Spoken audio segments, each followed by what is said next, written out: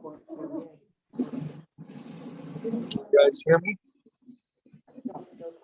Yes, can you hear us? Yep.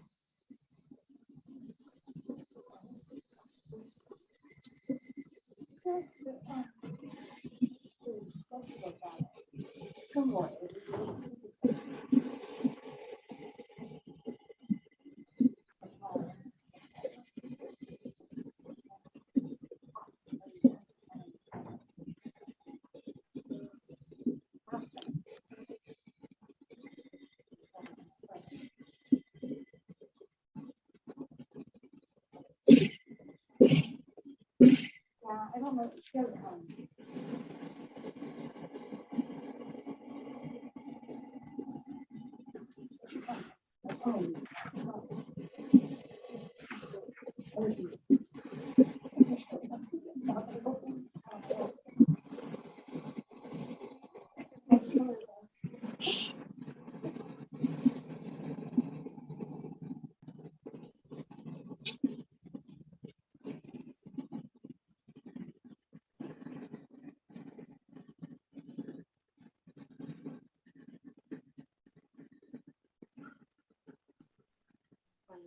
Are you ready?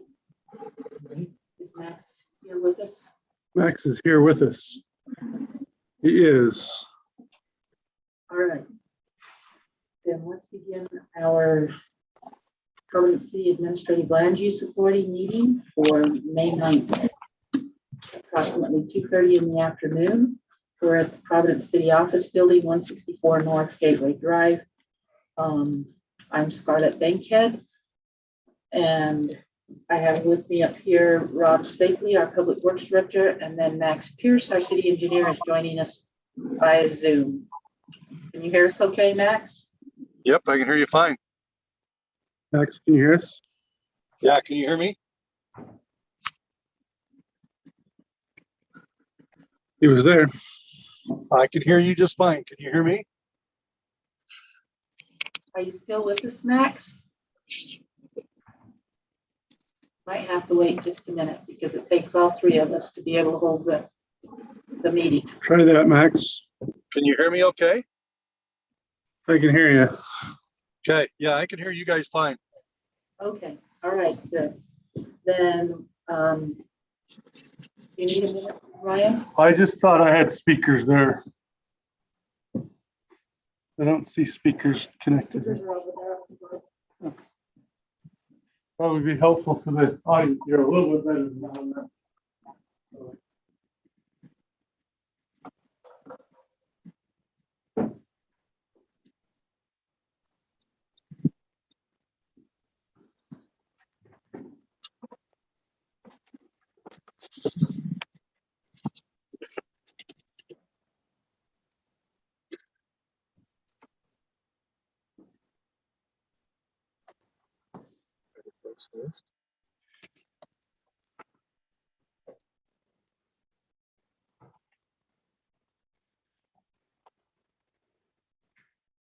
All right, can you hear us?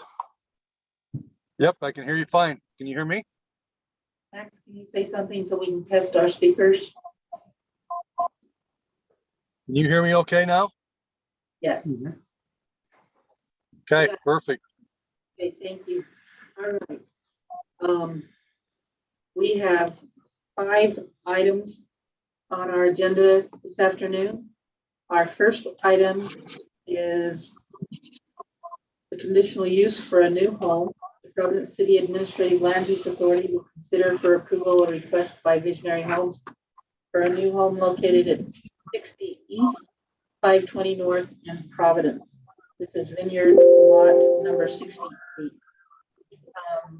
Jessica, do you want to come up and sit at the table? That's okay. We have Jessica here from Visionary Homes, and Diane, do you want to take a minute?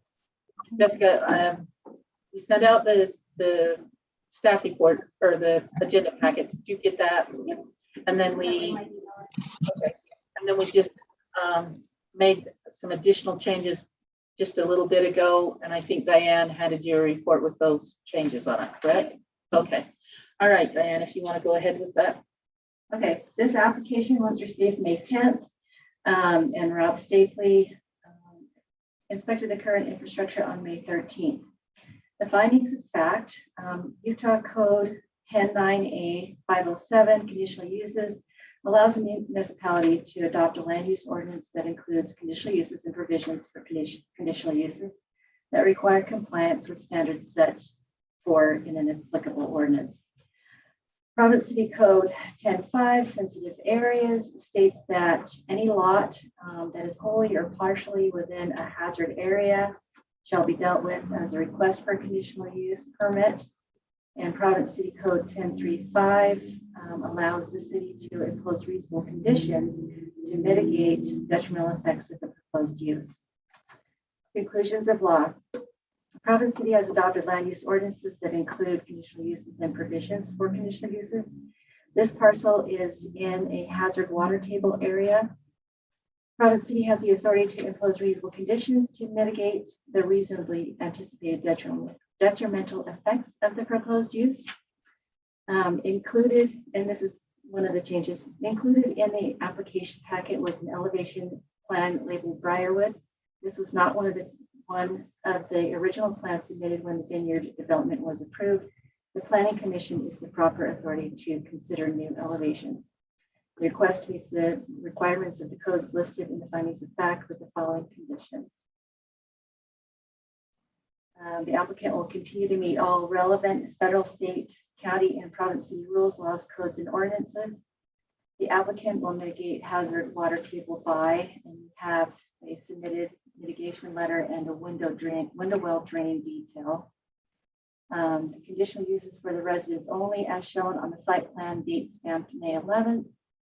And if an elevation change is desired that is different from what was previously approved by the Planning Commission, an application will need to be submitted to the Planning Commission.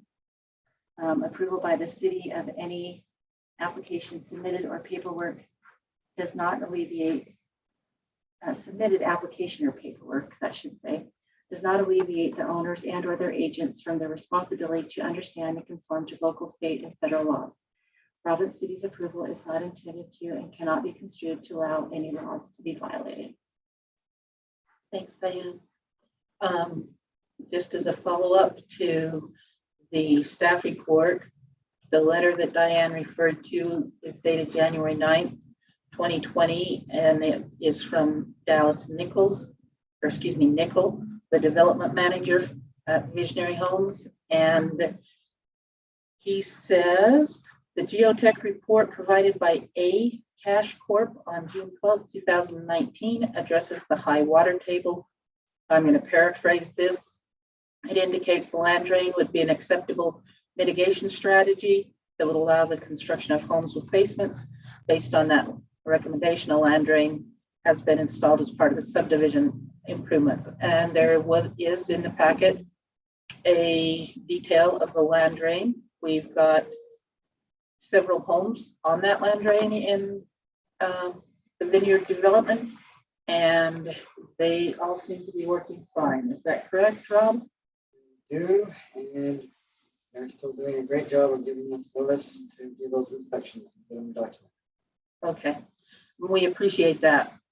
We really do like it when people call for their inspections. So Jessica, questions? Sounds like I need to go for the planning commission. I didn't know that this wasn't an approved elevation. Usually our salespeople work off a list of what it is. Yeah, we went back and looked through all of our records, and what we found that went in the original packet, there were 5 elevations. I can't remember all 5 of the names. Hayward, I think, is one. I can't remember all of them, but there were 5. And one of the things that I think sometimes people get confused, they think if they come to a meeting at the city, we can approve, we're end all, approve all. That's not the case, not even for city council. And so we can only approve what is required for the conditional use. That's what our authority is based on, is the conditional use, because you're in a hazard water table zone. Right. This is definitely goes back and Right. forth and everything, so we have to go. Yes. Yeah, like I said, I didn't know that the Briarwood was approved on that list. I think they probably think it's approved in our Meadowbrook subdivision and we use that in our house plans. And he's like, oh, this will work, not realizing, remember, those are two different cities. So Yeah. I'm thinking that may be what happened. Okay. All right. Okay, Well, thank sounds you like for this will that. be tabled for another day until we get that approved. Well, that's not necessarily that we can, the way Diane's got the report written, we can approve the conditional use for the land use drain. Okay. And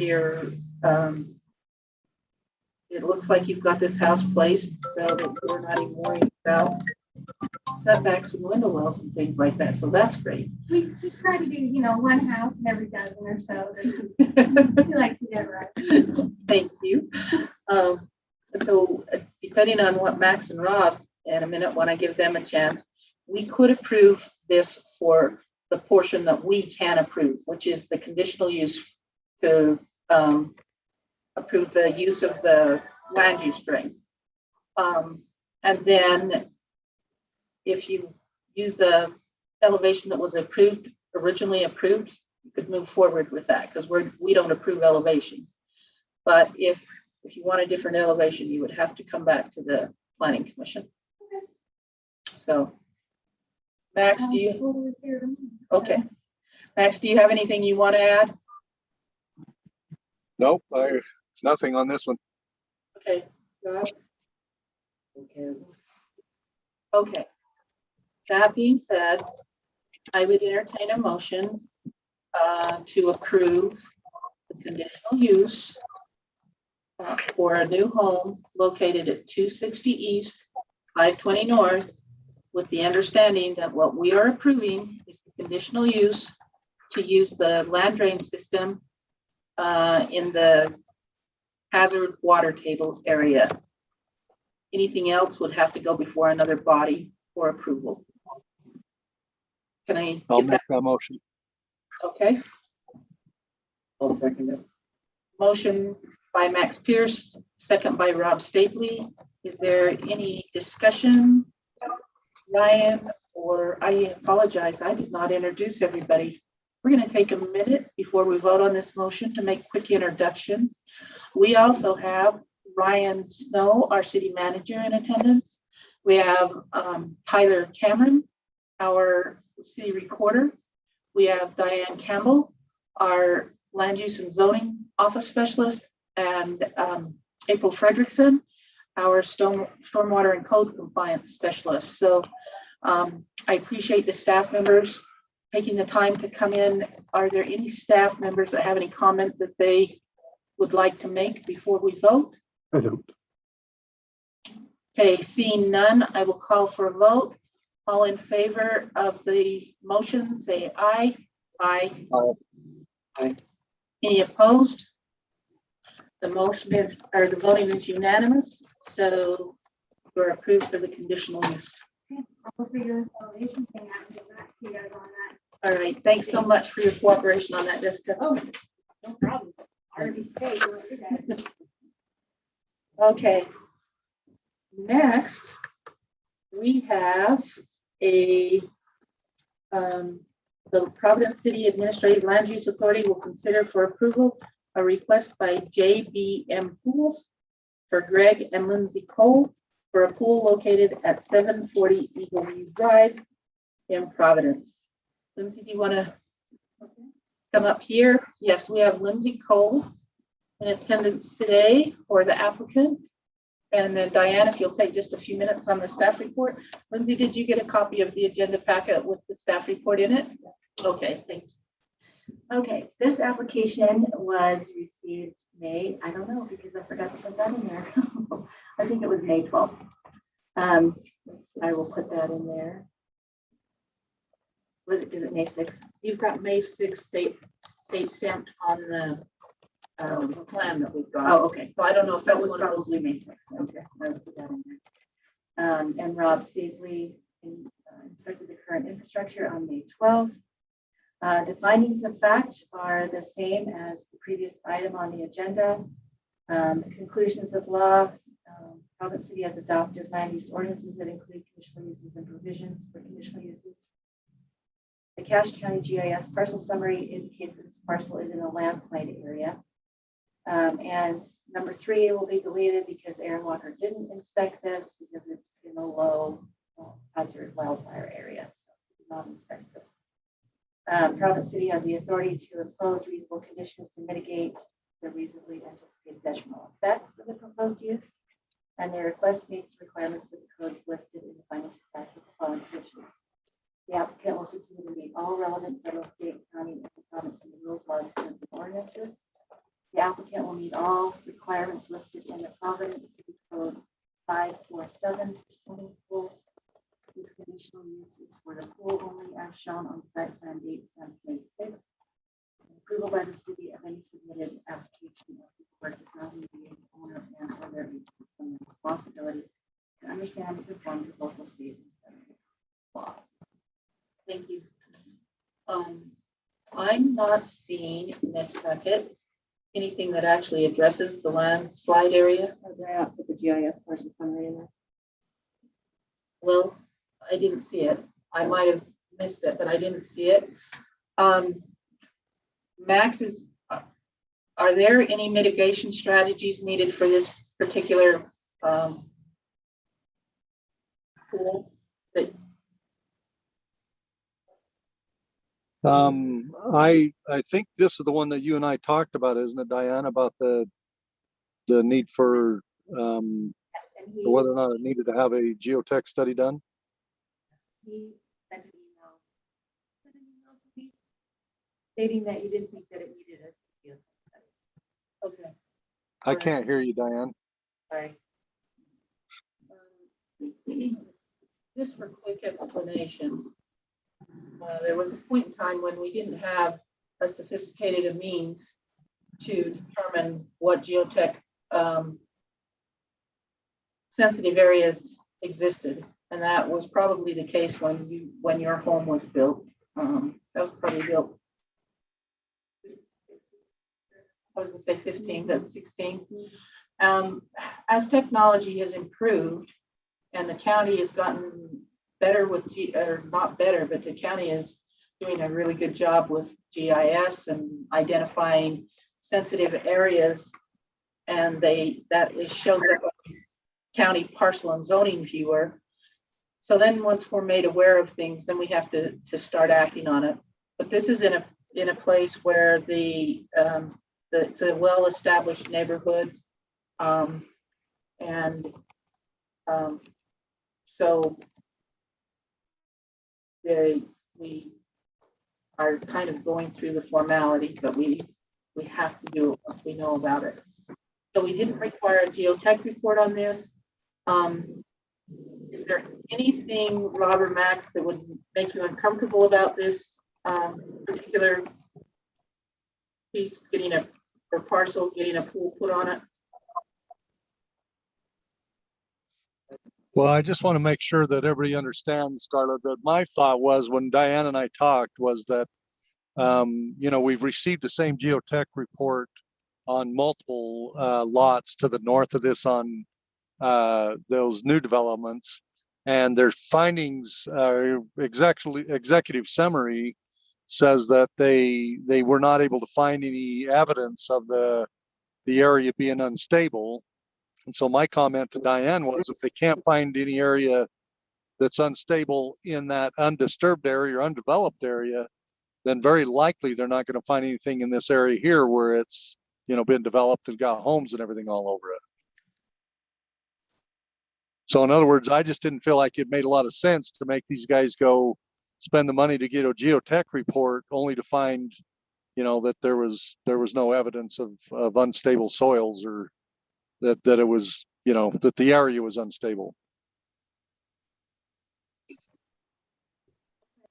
Hey, Max, for quick clarification on what you kind of just said there for my own knowledge, do you agree that it looks like the exact same report as far as the summary goes on these geotech reports that Civil Solutions has been supplying with multiple people? Are we to assume that they're not doing different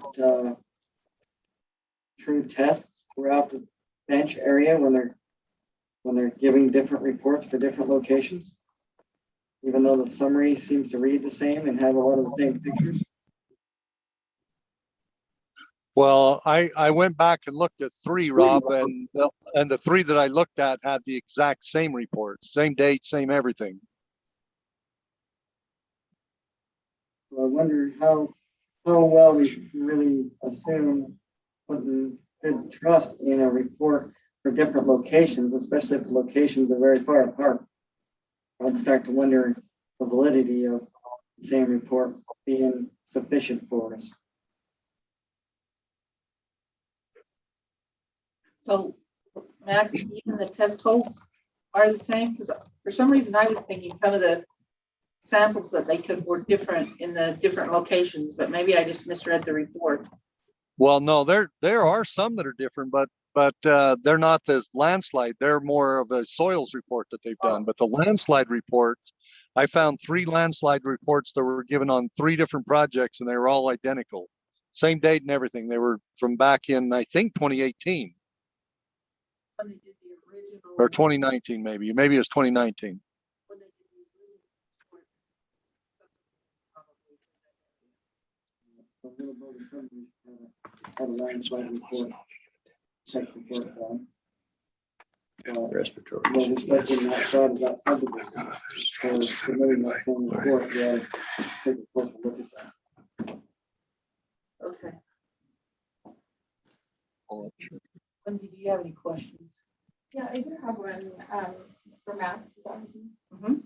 I wondered. Lindsey, will you talk into the mic and then he can hear you better? Okay, I wondered if, the way our lot sits, there is a slope in the backyard. I wondered if you had a preference if this does get approved.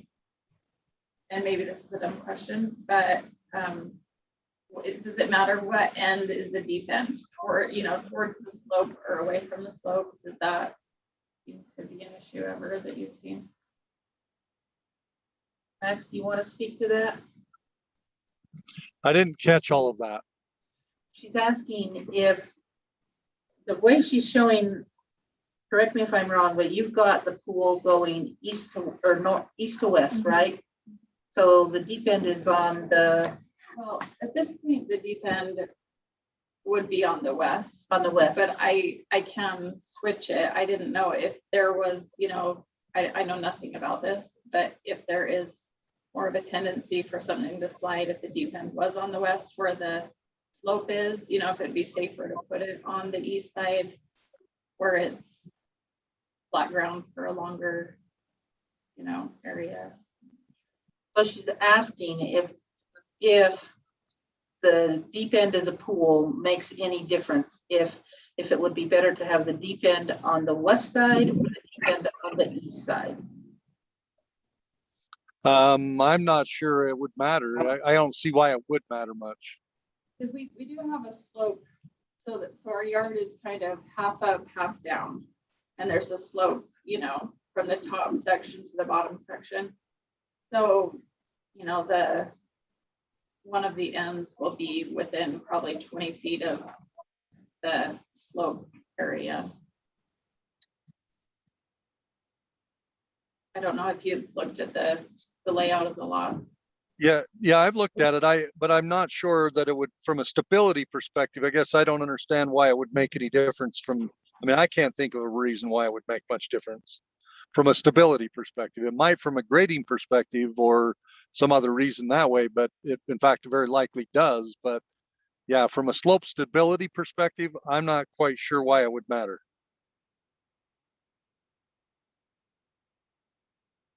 What we're approving, Lindsay, is the placement of the pool. And that in an area that has been identified as a potential for landslide. The reports on other areas in that area have stated that the landslide potential is minimal and that they see no reason why structures can't be built in that area. I'm paraphrasing, but that's the gist of it. I I think it'll be with you and your contractor and the building inspector actually on the best as far as the which end of the pool is going to be the deep side. When they look at your lot and determine that, your pool people and the building inspector ought to be able to. Wouldn't you think, Max, that it would be the contractor and the building inspector that would determine which way the pool, whether it's the east or the west end, it's deeper? Yeah, I mean, I'm fine with them doing that. Like I said, I don't see that it'll make any difference from my perspective. Right, and we're not approving which way it's going. We're just approving the location of the pool in this area. That makes sense? Okay. Rob, is there any? Oh, I agree. Okay. City staff that's in attendance, are there any comments any of you would like to make? I hope the first pool party is your best. Okay. That being said, I will tell you that something got pointed out to me today.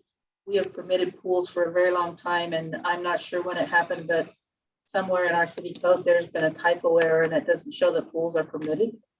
Pools are permitted in Providence, but we've got to get that corrected. So I would propose that we call them wildfire hazard mitigation ponds. there we go.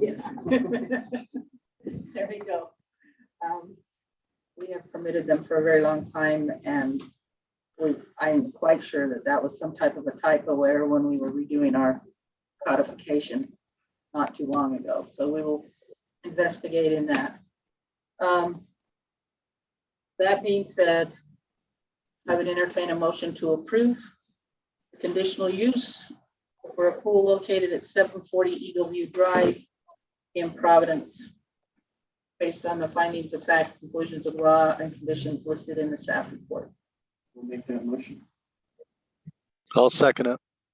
Okay, motion by Rob Stapley, second by Max Pierce. All in favor? Aye. Aye. Aye. Any opposed? Voting was unanimous. So thank you very much. So what do I need to do from here? As far as I'll put together your record of decision and your zoning permit and everything, and then I'll email you when it's ready, and then I can either email it to you, since you don't have any more fees to pay, I can just email that to you. Then you take that to the county and they go finish their building permit process. Okay. All right, thanks, Lindsay. On a quick side note, have we spoke before? Do you also own the lot on the farthest northeast lot of our city? Little Baldy? Okay. I was thinking Lindsey Cullen, we spoke before about yeah, Stan Checkett. yeah, we just got to make up our mind about what we're doing, you know, so we're just throwing a pool in. All right. Okay, thanks for going. Thank you. Okay. Item number 3 is a conditional use for a new home.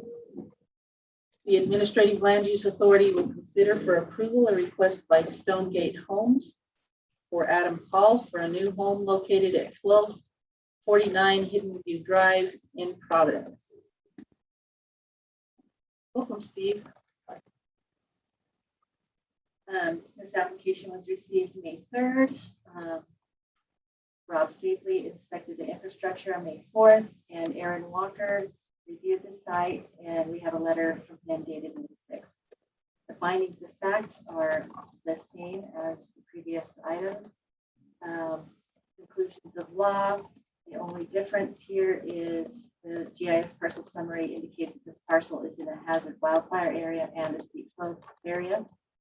Aaron Walker did inspect this in accordance with the International Fire Code.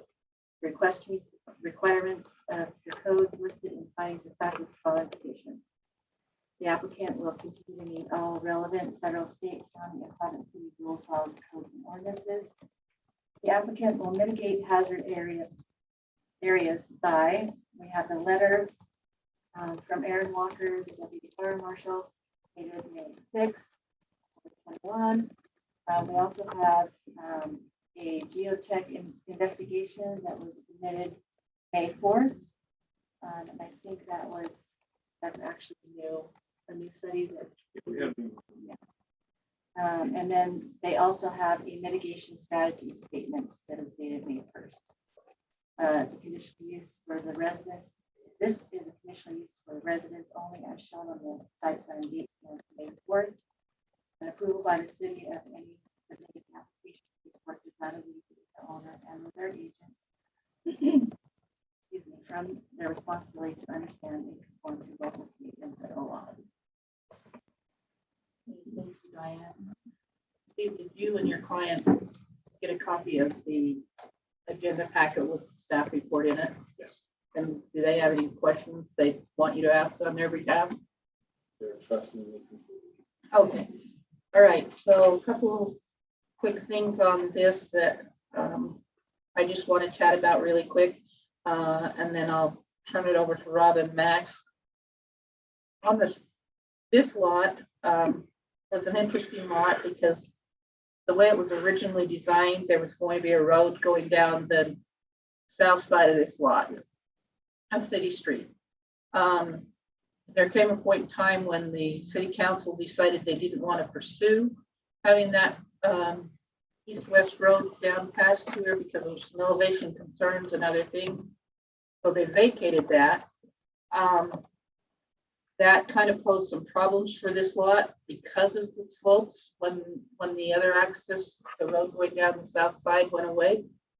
So this lot went through the process through our appeal authority, and they were granted a variance in order to utilize this lot to its best potential at this point in time. Even though the lot is got some significant steep slopes on it. That being said, the contractor and the property owner are well aware of those conditions. There are 19 conditions on our site plan. I'm not going to read all 19 of them, but they talk about how they're placing the home to work within the hazard slope area so that it will be that hazard slope area is going to be addressed properly based on the variance and based on the building codes. A couple of things. There is a stormwater detention or retention. I always get confused. A stormwater retention pond in this lot. They need to remember as they're grading that they can't disturb the integrity of that pond, and future landscaping and everything has to protect that as well. There is a note on it that talks about on the site plan that talks about storm drainage to flow into the existing storm drain system. So it is recognized on here. Really quickly, since it is in a fire area as well, from Aaron Walker's letter, he discusses the access. It says the fire department apparatus access from Hidden View Drive is adequate. So that's approved. The fire hydrant locations and number of hydrants, hydrant 443, 444, and 445 are all within 600 feet of all exterior areas of the proposed home. So that's approved. Fire water flow. The building appears to be approximately 9,097 square feet in size, according to table B105.1. The fire flow for a combined fire area of 9,097 square feet of type, VB is 2,500 gallons per minute at 20 psi. Flow requirements are subject to change due to separation of fire areas, type of construction, and the installation of a fire suppression system. Fire hydrant number 443 is within 600 feet of all areas of the lot and contains a water flow of approximately 2,645 gallons per minute at 20 psi. Water available for fire flows are adequate. And then he discusses the Utah Wildland Urban Interface Code, talks about ignition resistant construction. During a phone conversation with Steve Copeters, it was determined that a Class A roof covering of asphalt shingles will be installed. That's approved. talking about the faucets, or excuse me, not the faucets, the unenclosed underfloor protection. Per the county fire marshal, soffits to be installed as close to the underside of combustible decks and supported structures. During a phone conversation with Steve Peters, it was determined that all combustible underfloor decks and eaves will be covered with soffits. So that's approved. He talks about vents. During the phone conversation, it was determined that all vents and openings to combustible areas will be covered with non-combustible mesh screen containing openings no larger than 1/8 inch in size. So that's approved. And then he also reviews Providence City Code Title 10, Chapter 5, Hazard Wildfire Area. The roof has already been discussed in his report. The code encourages people to inspect the property regularly, clearing dead wood and dense vegetation from at least 30 feet around the home, break piles of leaves and twigs if on a hill. More space will be needed to protect the home. A fuel break should be maintained around all structures. Move firewood away from house or attachments like fences or decks. And then the vents and the access have already been discussed in Aaron's letter. We also received a letter from Steve Peters that talks about the lot and mitigation strategies for wildfires, steep and moderate slopes.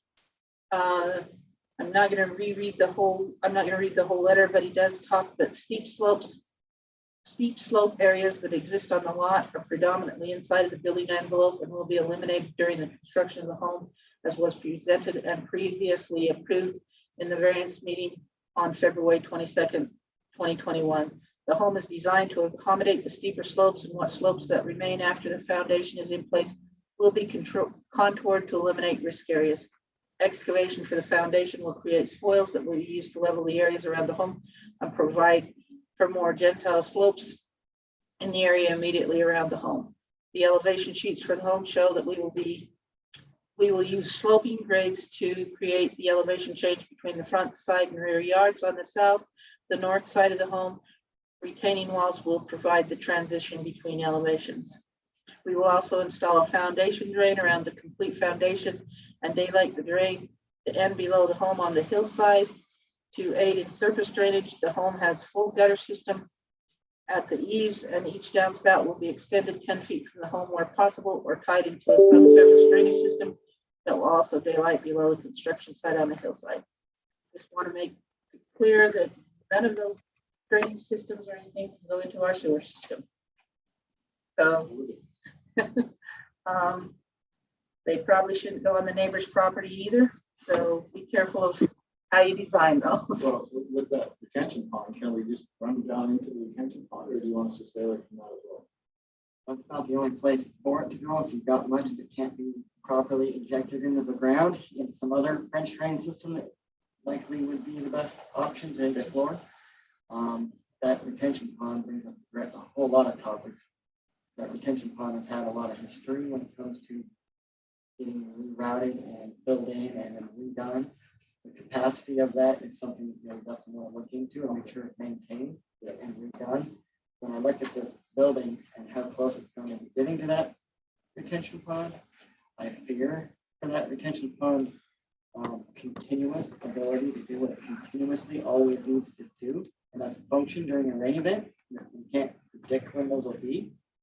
And so maintaining the integrity of that, because that takes quite a bit of water.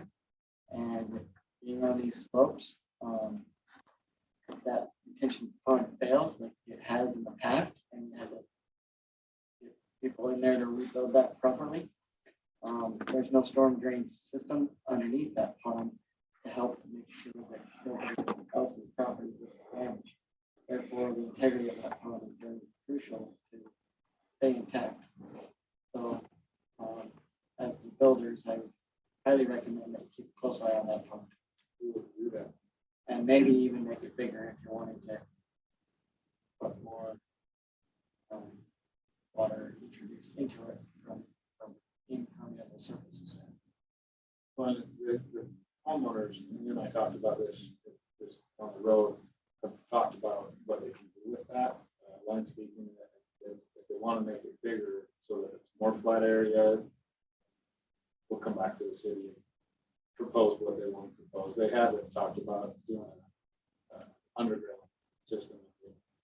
I don't know if you remember, you and I talked briefly about that one day, the costs and the problems that those can create as well. Yeah, there's pros and cons. Yeah. Definitely. So- Feasibility things. Yeah, they're well aware of that retention pond, and if anything, if they want to propose anything, we come back to the city and talk about what that would be.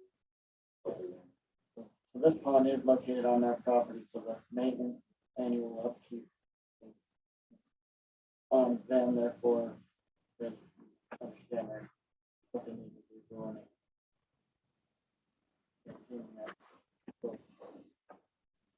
I also want to review really quick just the summary statements from the geotechnical investigation, and I want to make it clear that in order to get a full understanding, you need to make sure that you incorporate the entire report, not just the summary that we're briefly going to discuss in this meeting. From their summary statements, it talks about that the Civil Solutions Group completed the field investigation on June 29th, 2020, at which time 2 boreholes were drilled, examined, and recorded in detail. The bore locations were selected based upon the proposed location of the building footprint and other site features. Civil Solutions Group recommends the site is suitable for proposed construction within the parameters defined within this report. And that's why the whole report really needs to be taken into effect. But for the purposes of this meeting, we're just going to hit the high points. They looked at the on-site soils. They looked at the foundation, the plant structure foundations for footing or spot footings. They looked at the seismic conditions and the summary. It says that the summary should be used in conjunction with the entire report for design purposes.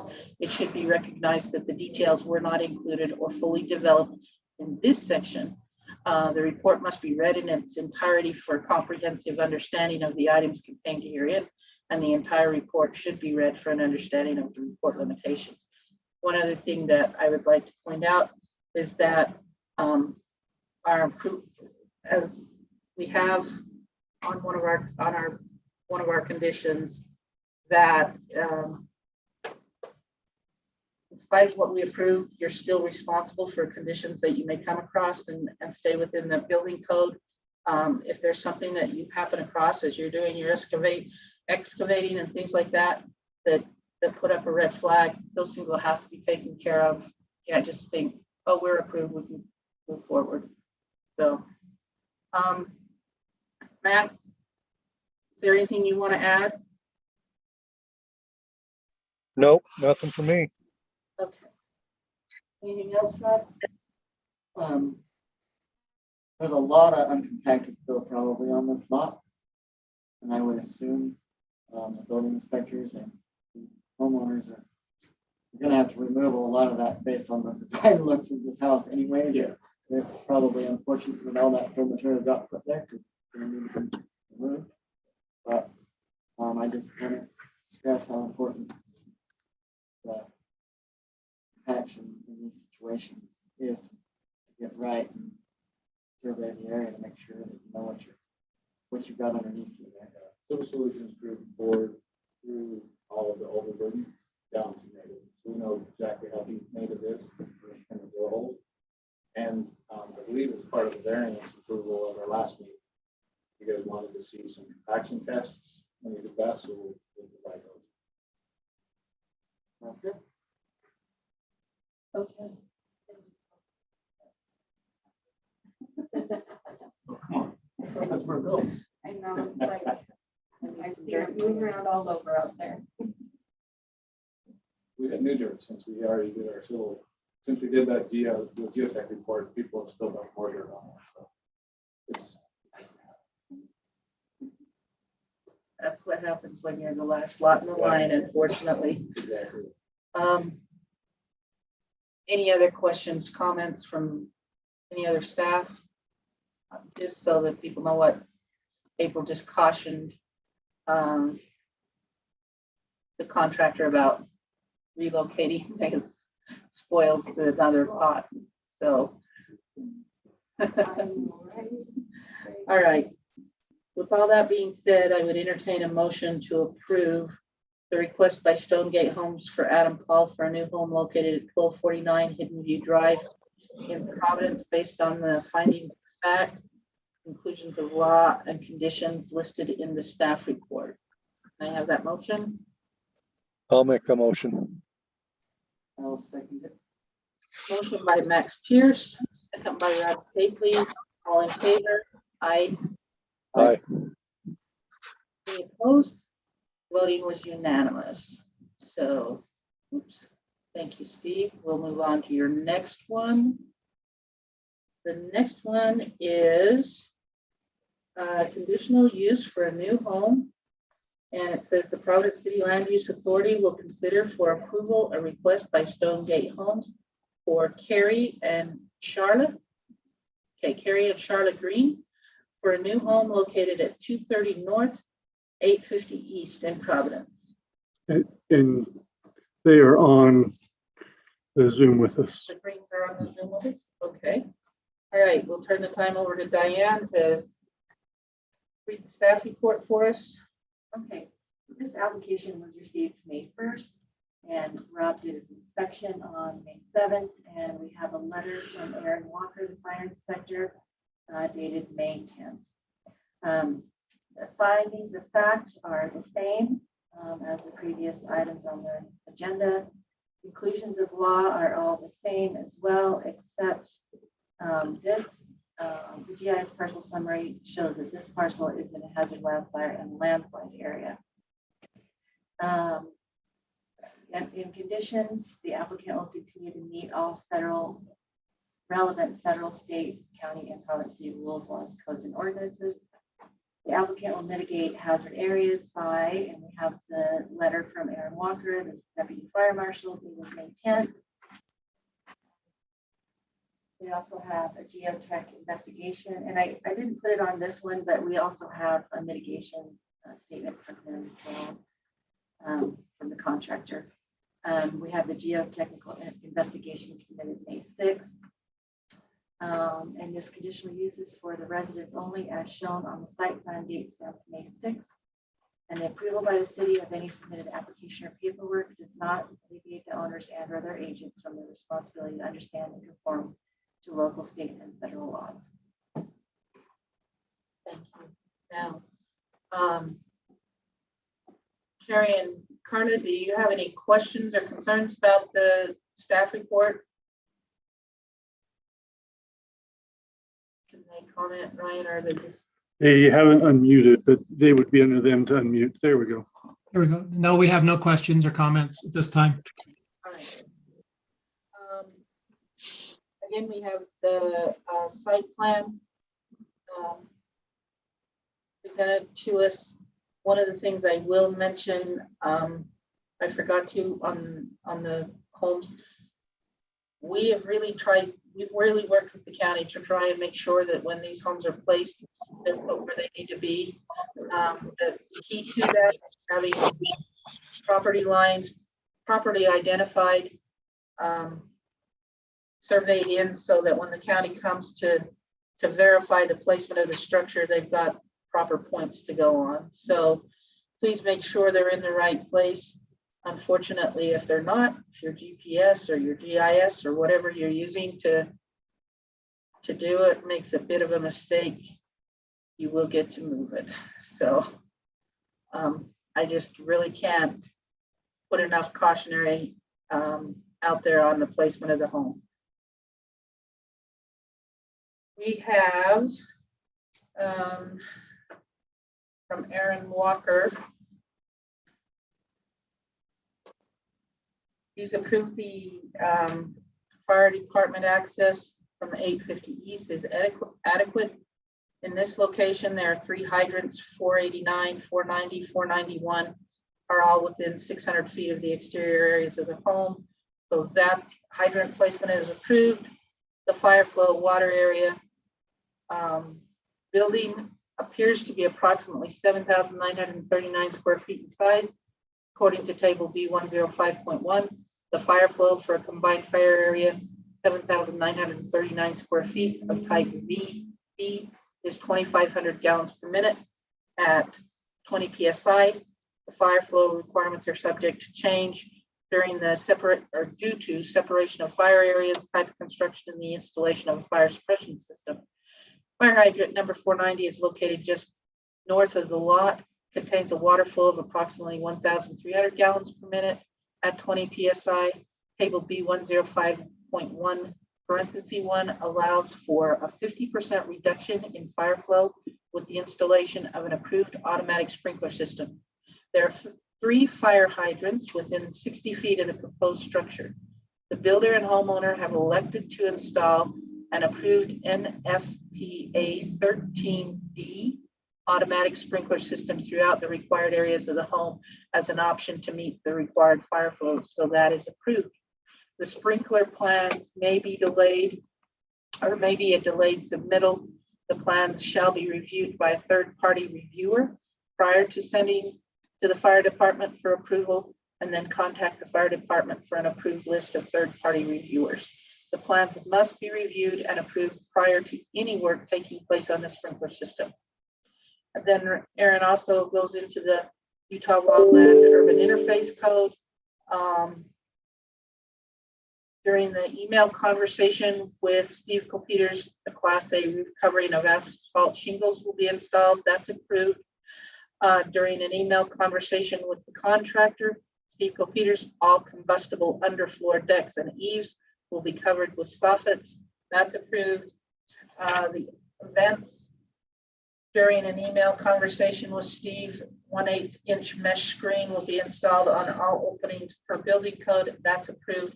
And he also has the information from Providence City Code Title 10, Chapter 5 that we've talked about earlier in the meeting to inspect the property and create fire breaks, move firewood away from the house or attachments like fences and decks. Are there any questions on Aaron's requirements? Okay.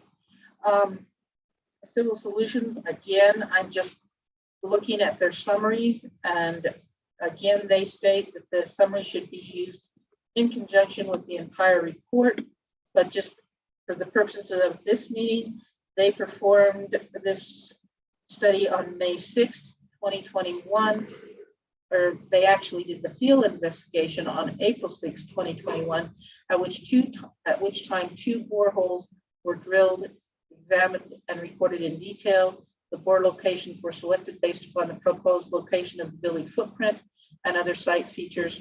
Civil Solutions Group recommends the site is suitable for proposed construction within the parameters defined within this report.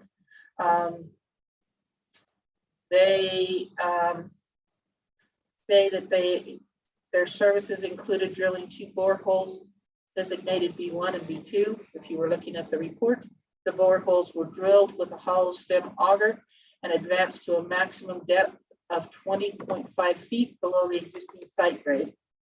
All field work was contained in the proposed development area, was completed on April 6, 2021. They considered on-site soil, they considered the foundations, they considered seismic considerations. And again, they say that this study needs to be looked at in conjunction with the entire report. The details were not included or fully developed in the summary, and the report must be read in its entirety for comprehensive understanding of the items contained herein. So, but it does indicate that it's a suitable area for a building. And then the mitigation strategies that you've provided talk about their lot currently has very little vegetation on the lot from the front to where the house will be placed due to the previous owner importing dirt. What vegetation that exists on the upper east portion of the lot will be eliminated during construction via the excavation of the foundation and overburden around the hole. This will eliminate any combustible foliage directly around the construction area and within 30 feet front and back. We also will not allow storage of combustible materials such as gasoline, propane, or other easily ignitable materials on site. except for their use in the equipment they are designated for, which have approved safety mechanisms in place. Final landscaping will be installed by the homeowner, and they are aware of the requirements to have a wildfire defensible design with placement type of landscape product. The lot has landslide, steep and moderate slope areas. The steep slope areas are minor, mostly located in the rear of the lot. We do not anticipate any disturbance to these. The areas designed as moderate and landslide predominantly make up the area of the home. They propose to mitigate those areas through the process of constructing the home. The excavation for the foundation will create spoils that will be used to level the areas around the home, provide more gentile slopes in the area immediately around the home. The elevation sheets for the home show that we will use sloping grades to create the elevation change from the front and rear yards. And the rear yard will be leveled a minimum of 25 feet at the walkout basement grade. We will maintain minimum code slopes away from the foundation at the completion of final grade. They're also planning to install a foundation drain around the complete foundation and daylight the drain. And below the home on the hillside, to aid in surface drainage, the home has a full gutter system at the eaves, and each downspout will be extended 10 feet from the home where possible, or tied into a subsurface drainage system that will also daylight below the construction site on the hillside. Again, remember that none of that can go into the sewer system and needs to be taken care of so that it drains in a safe and historical manner, and all of those good things that you have to follow as part of stormwater and building code and everything else. Rob, any comments? Kind of similar to the last one, you come to the dirt that's there. Other than that, all should be well. Got the fire hazard mitigation strategies. I think we've got a plan to handle that, but it just barely meet even the mitigated aspect of the fire suppression. So, heard about it. Max, any comments you want to add? Nope. Any staff members in the audience? Okay. The Greens, is there any questions you have or any comments you want to make? Not at this time. Thank you. Okay. Once again, just caution you that if you're up there digging and something pops up, you gotta figure it out before you move forward. We're not approving future problems. We're just saying what we see looks okay. All right. That being said, I would entertain a motion to approve the request by Stonegate Homes for Carrie and Charlotte Green for a new home located at 230 North, 815 in Providence, based on the findings of fact, conclusions of law, and conditions in the staff report. I'll second it. Motion by Rob Stapley, second by Max Pierce. All in favor? Aye. Aye. Any opposed? Voting is unanimous. Thank you, Steve, for your time. And finally, we have Providence City Land Use Authority will consider for approval a request by Pillar Homes for Brett and Idina. Okay. Brett and Idina Ward for a new home located at 879 Grandview Drive. And you are from Pillar Homes? Yes. Okay. Ryan, have we got anybody on Zoom for this one? Okay. Dave, have your clients and you had a chance to look at the staff report and the agenda packet that was sent out? Any questions or concerns that they have? Anything you have on their behalf? Okay, Diane, if you want to take a minute. This application was received May 4th. Rob Stapley did his inspection May 7th. Aaron Walker, fire inspector, we have a letter. He reviewed the site. We have his letter dated May 6th. Findings of fact are the same as previously mentioned. Conclusions of law are all the same, except that the GIS parcel summary for this parcel shows that it's only in a hazard wildfire area. No landslide or slopes. Conditions. The applicant will continue to meet all federal, state, county, and province city rules, laws, codes, and ordinances. The applicant will mitigate wildfire areas by, and we have the letter dated May 6th. We also have an email from Dave stating their intent to comply with whatever Aaron suggests as far as wildfire regulations. The conditional use is for the residents only as shown on the site plan, date stamped May 4th, 2021, and approval by the city of any submitted application or paperwork does not alleviate the owners and or their agents from the responsibility to understand and conform to local, state, and federal laws. While the city's approval is not intended to and cannot be construed to allow any laws to be violated. And again, I caution you on making sure that you have your property lines identified so that when you're ready to place the home, you make sure you put them in the right place.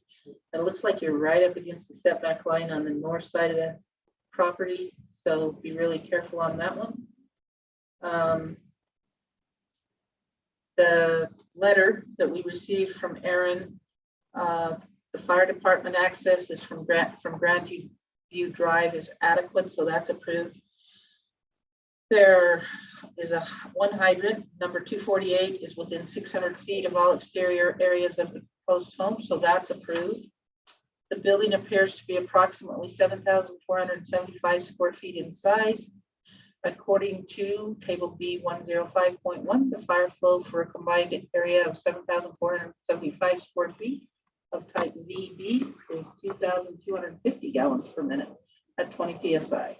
Fire flow requirements are subject to change due to separation of fire areas, type of construction, and the installation of fire suppression system.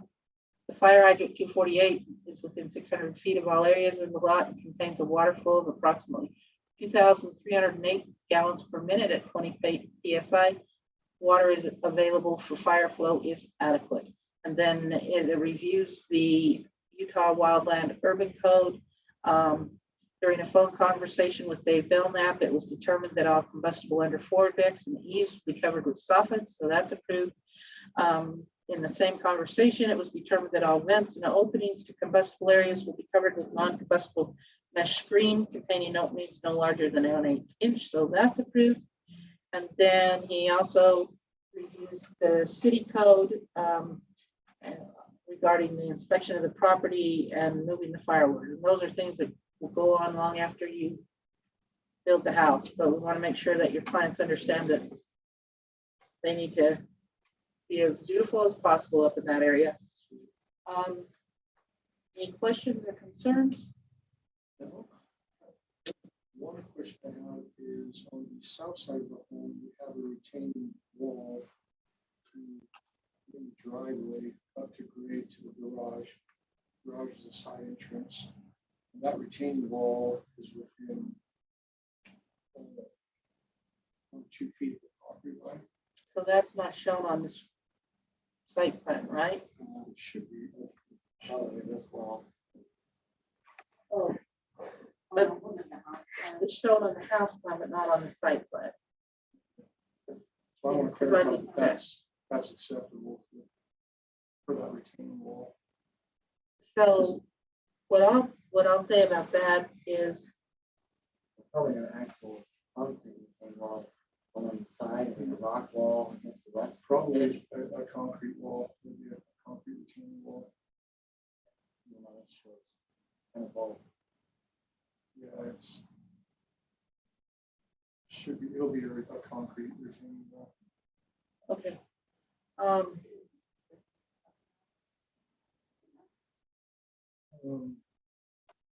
So from that corner of the garage going south, there's a retaining, concrete retaining wall.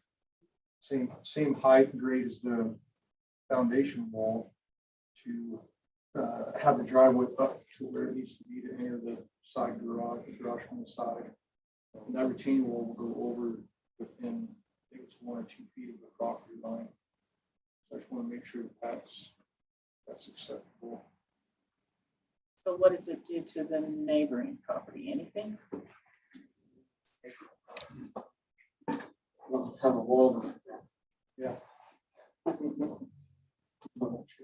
So I would assume that this, at least part of this wall will be quite tall.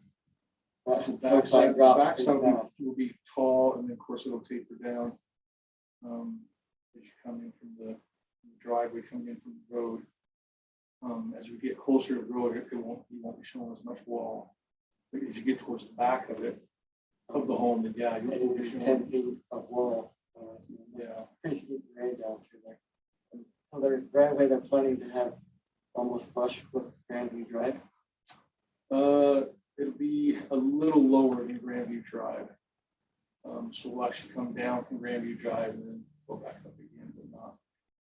Don't know exactly how much lower the Grandview Drive will be, but it will be a little bit lower. Based on what you said there, I see a stormwater potential problem. It'll have to be addressed somewhere or another.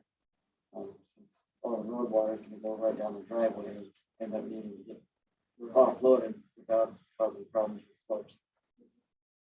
I don't know what they're doing to mitigate that, but I know the house to the north, it's not that old of a home, and they have a lot of stormwater that goes down their driveway, and they get a large grate system catch all that water, and I hope it works really well for them, but don't worry about these storms.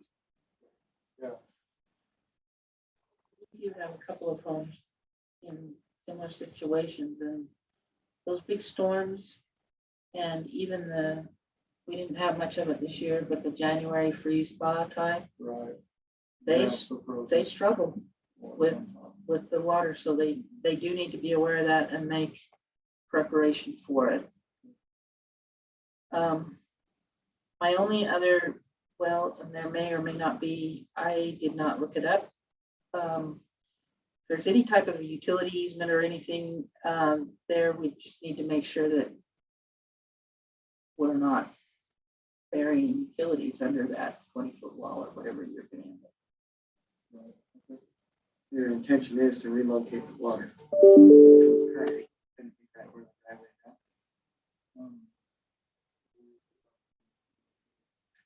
And I couldn't actually examine the inside of that meter barrel when it was on the site, buried. It's been there quite a long time, but based on plans I saw and T-post, it looked like it used to be color blue as far as paint that somebody put on it. I'm assuming that's a pigtail coming out of that barrel. And so it is there, but it takes some work to examine it and make sure it's okay. But if you're going to relocate it, then that's the time to make it okay anyway. So I didn't put a lot of effort into examining that. However, the sewer will be in the easement on the west side of your property. And that's a very flat sewer. And whenever you have a flat sewer, you want to make sure that you maintain the integrity of the easement that is there, because someday somebody's need to get there and do some maintenance on that. And so making sure those homeowners are really aware of that easement and that sewer main that's under the property.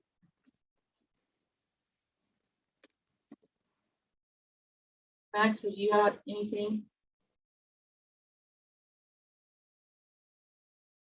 Max? No, nothing.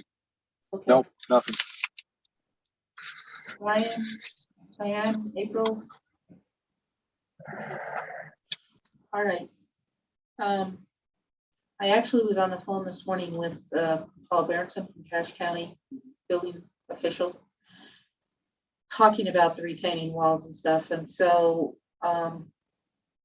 if we do end up voting to approve this, my only thing is that we need to be really cautious about that retaining wall, since it was detailed on the plans, but not necessarily on the site plan. So I don't think there would be a need for you to come back and see us, but we'll need to make sure that it meets all the building code and everything else as you're doing that. That being said, I would entertain a motion to approve the request by Filler Homes for Brett and Idina Ward for a new home. What? Max, What's that? do you have another comment? No. Okay. All right. So I would entertain a motion to approve a request by Pillar Homes for Brent and Idino Court for a new home located at 879 Grandview Drive in Providence, based on the findings of fact, conclusions of law, and conditions listed in the staff report. I'll make that motion. I'll second it. Motion by Max Pierce, second by Rob Stapley. Again, caution, make sure that your property corners are well marked.